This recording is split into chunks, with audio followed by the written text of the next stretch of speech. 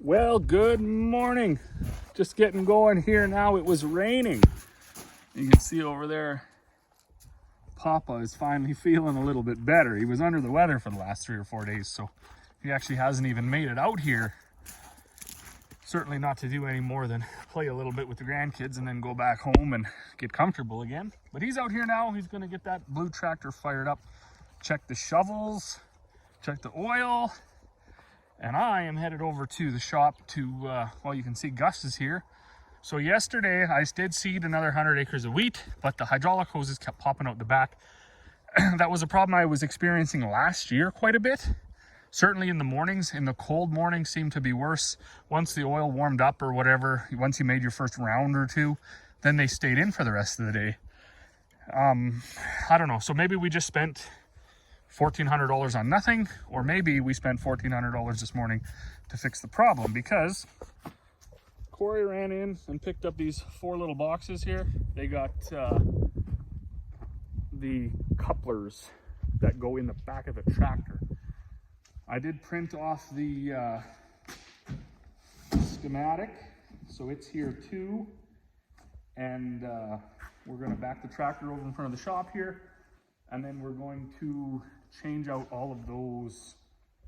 Not all of them. We're going to change out the 2 on the driver's side, because those are the 2 that run the drill.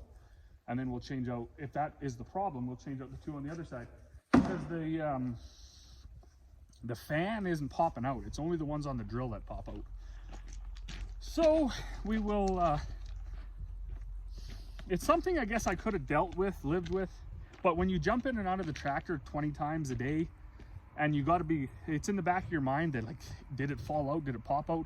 Because what happens is you're going down the field, you cannot see the hydraulic couplers from in the tractor, and then all of a sudden this bottom one just pops out. And then whatever happens in the drill, there's no drill here, the drill's out in the field still. Whatever happens to the drill, it's getting pressure with no place to return, so it's bypassing through the block. And then it actually, like, the drill starts winging up, or your packing pressure goes from like 1,000 psi to 1,600 psi. So you're putting, like, it's not good, right? I mean, you can't be. So you really got to be watching. And then as soon as you see that happening, you got to shut your hydraulics off, jump out, plug them back in, go back in, cycle all your hydraulics, get everything back in the system, because however that works, there's obviously electric over hydraulic valves and stuff. And if you're early enough in the season, yeah, you got time for all of that. But I mean, also for that to be happening, you know, there's obviously going to be wear and other things happening to other components. So today's the day. It was raining this morning. It's raining off and on a little bit right now, which, I mean, I got 311 acres of wheat in, 12 degree soil, seeded at about 1.5 inches, maybe a little deeper than that. Nice soil, worked up so nice. And then it gets a couple tenths of rain. Poof. I'm going to have wheat up by the end of next week. All right, well, now that everything's washed out, I did print off this diagram. So number 2, that's what we're looking to change. I was hoping that they would actually have a kit.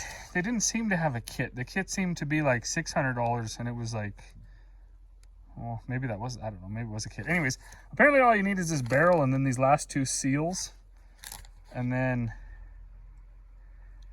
I guess you're good. So that's what we're going to see. I don't exactly know how to get it out. I'm kind of assuming this set screw and then these. Pull that plate off, but we're going to do this side. And then we're going to, also I got the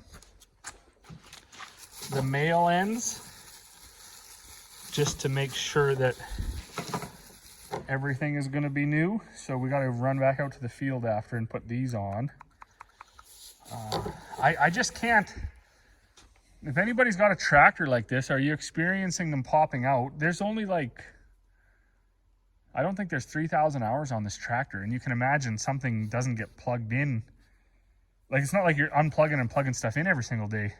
But then Dad said, well, maybe it's possible the stuff is kind of wearing out while it's in there, like shaking around. Maybe that's wearing out these new style crappy, whatever, housings. I don't know. But something is wrong, and we can't, I think if we carry on, as I said just a minute ago, with having the lines pop out and maybe a guy's not paying attention, and then all of a sudden you look back and you've blown apart something that, you know, was overpressuring or whatever. So we got to get it fixed one way or another. And today is the day, because it was raining on and off. So we are going to pull this stuff apart. Well, I'm out here now with the drill, and I just changed out all of these tips. So I don't know kind of where this stuff come from. I have a feeling it wasn't original because they weren't the same.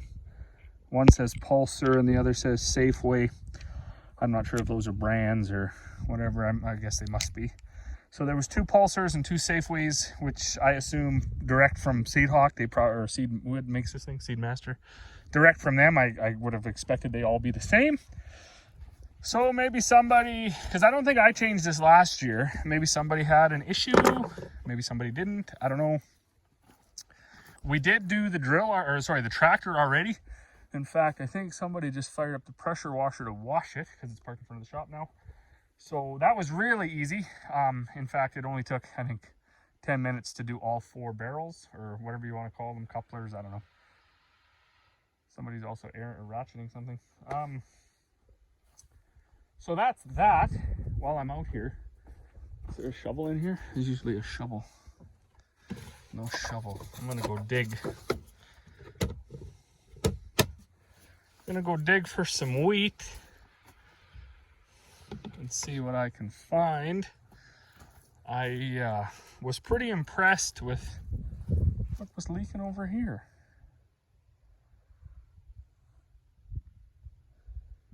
Huh, interesting. I'll have to check that when I get back. That's where the tractor was parked. I was pretty impressed with the way this was all working up, with the way the GPS was driving, so on and so forth. In fact, everything was impressive except for the hydraulic hoses popping out. That got real old real fast. Hopefully we've remedied that situation. I like to find a spot where I haven't driven over it 1,000 times. Here, looks good. And wouldn't you have it, bang, right away, there's a wheat.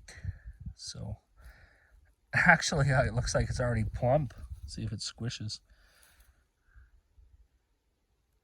It does, breaks open. It's already taken on the moisture from the dirt. So, I was joking with Dad. We just had lunch.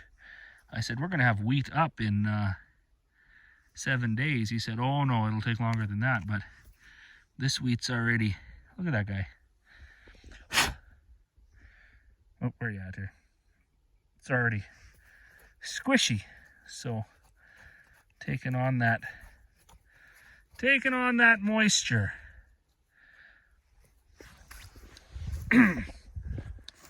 Unreal. I also got to ask this question, if there's any of you boys from southern Saskatchewan watching this. Or I've been seeing a lot on all sorts of social media. Everybody's having fun dragging their drills and their tractors out of mud holes. This is actually a serious question, because my whole entire life I was led to believe that you folks down there, you get like 2 months to seed and 2 or 3 months to combine. Like, are you in that big of a rush? Like, it is only the end of April. So why are you doing that? Like, we're seeding anywhere from 50 to 100 acres a day for the last, I think I started 3 days ago. But I'm not in a mad rush. Like, we're just doing something, you know, mostly to get the kinks and stuff worked out of the drills and the tractors. But I'm certainly not like dragging my equipment through mud holes and sloughs and stuff, not in April. I mean, I'll do that towards the end of May if I haven't got anything seeded yet. But I guess what I'm getting at is it worth it? Are you going to run out of time? Or maybe do you got a week to wait where you can just be like, well, we'll just let it dry out a little bit. It's early. Because to me, it seems crazy. Up here on our farm, we wouldn't do that. We wouldn't go get everything stuck on the 15th or 20th of April. We would let it dry out. Okay, so we're getting hooked up. new ends, new male ends. There's couplers, barrels, whatever, they're new. Pretty easy to change. You just undo these 3 bolts, pull this out, slide it out, slide the new one in. So I did these 2 and I did these 2. Didn't do anything over there. This I can never figure out. I'm trying to hook that up right now. That's the low pressure return for the fan. So I gotta find a hammer to give that a whack. Well, good morning. We're chewing away here. Check it out. We got I got 3 passes made out from the trees, and we just got to get there. So we're almost done. This will be about 410 acres or so of wheat. Then we're going to shoot out and seed another 110. Should put us around, what, 520? And I don't know. There's some smaller fields we might, because it's still April, we might seed a little bit more wheat. That's kind of how we do things. You can see the cab is very well decorated. I had a couple of munchkins in here yesterday with window markers. If you're going to have the little ones riding with you, you pretty much got to have window markers. And I can't bring myself to erase it yet. I will erase it just before they get off the bus, and then I'll let them do it all over again. I can't, it's pretty neat having it all on there. Anyways, I filled the drill. So yesterday we changed those couplers, and I brought the tractor back, hooked it up to the drill, jumped in the cab, went full throttle, back with the hydraulics, and it blew out every single coupler except for the case drain, and we got a 1/2-inch return line, like big. That didn't blow out either. But all of the 4 for the drill, pressure and return, and the 1 pressure for the fan, all blew right out the back of the tractor. So I went from that to inverted that. I was real sad. But I don't know. Late last year, early this year, whatever, I turned over a bit of a leaf, and I stopped getting so mad about stuff. So I jumped out and I hooked the hoses up, and I thought about it for a minute rationally, and I thought, well, I wonder, when I took all those old couplers out, all those old barrels out, a bunch of hydraulic oil dumped out. So maybe there was air pockets in there. I don't know, right? Maybe that doesn't make sense. Maybe it does. But I thought, whatever. I mean, maybe I didn't get them in quite right, blah, blah, blah. So I plugged them all in, and we went seeding, and they stayed in all day yesterday. So me and Emmy, we were out here, we seeded 100 acres. Just let me turn around here. So anyways, we get the hoses back in, Emmy and I get out here, she's coloring, I'm seeding. They stayed in for the whole 100 acres. We'll go in, I wanted to watch the election results, because I watch that almost like a sporting event, where I'm like, you know, it's exciting to see the polls close and all the polls reporting and who's winning, and the numbers go up and down or whatever. I'm not that into politics as far as like who actually wins, because I don't like any of them. So I did watch the election, thought it was neat, so we shut down early last night. This morning I come out, fire up the drill, fill it up, jump in the tractor, fire the hydraulics up, and go seeding. The hoses never popped out, so I went back to this. Big smile. Now I'm happy, because jumping in and out of the tractor half a dozen times or a dozen times in 1 round or 2 rounds until whatever it is finally sorts itself out was getting a little bit old. So at this point, we're temporarily going to call it a win that changing the couplers, barrels, whatever you want to call them, in the hydraulic blocks of the tractor made the difference. That's what we're just going to say is the win. I got another, 2-3 rounds here, and then we're done, and then, yeah, then we're off. So anyways, that's how that all goes. That's what I was up to yesterday. I really wish I could figure out how to shut the beeping off on this seat. If you just twist your body, it beeps at you all day long. If anybody knows anything about these New Holland tractors, if there's a setting or a wire I can unplug, let me know, because that is real annoying. Well, I know for most folks, GPS working is just an expectation. Like, you paid the money and you expect it to fully work. But since we bought this T9 in like 2015, we struggled with the GPS. It's got this IntelliView really garbagey setup on it. And you know, it would do all sorts of things. It would shift over 4 or 5 feet and then drive straight, and then a few hundred feet down the field it would shift back and it would wiggle and all sorts of things.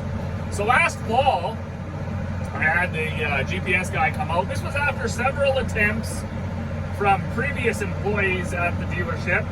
I guess they no longer even work there. But after previous attempts at trying to fix it and everybody telling me that it was solved, and then trying to fix it myself and never getting anywhere, this new guy comes out. He's like, yeah, okay, I'll take it for a rip. So he goes, makes a few rounds, comes back. He says, yeah, it's all fixed now. And check it out. I don't know if you can see this. So I don't have the overlap set quite right. And that's just because I've been running on basically 7 years of fear that this thing wasn't going to work. So I left it set to 24-inch overlap, and I think I probably got that. It does seem to be a little bit wide one way and a little narrow the other, but that's something we've always experienced with every GPS, even our John Deere GPS in our sprayer. Like if you turn around and come back on your tracks, you'll be over a few inches. So that's not the end of the world. What I am excited about is the fact that it's driving straight down, turning around, coming straight back, no jogs down the field. Because what was happening is I'd go out 6 feet, and then it would go down and go back in 6 feet. So when you came back, there was those blocks you'd be missing. So if you didn't overlap a whole bunch, there was a fairly good chance you were going to have a lot of misses. And last year we had a ton of overlap. And now I said before in another video, the overlap isn't the end of the world, but it's an efficiency and a time management thing. You've paid the money for the GPS, you want it to work, so it should work. As far as putting a little bit extra seed or fertilizer down on those overlap spots, you're probably going to get a return on that investment, so it's not just like wasted money. But it is a lot nicer to see things working. So we're going to wing this unit up, and we are going to head out west, and there's another 110 acres out there to seed. We'll see. We'll go there and see how far we make it.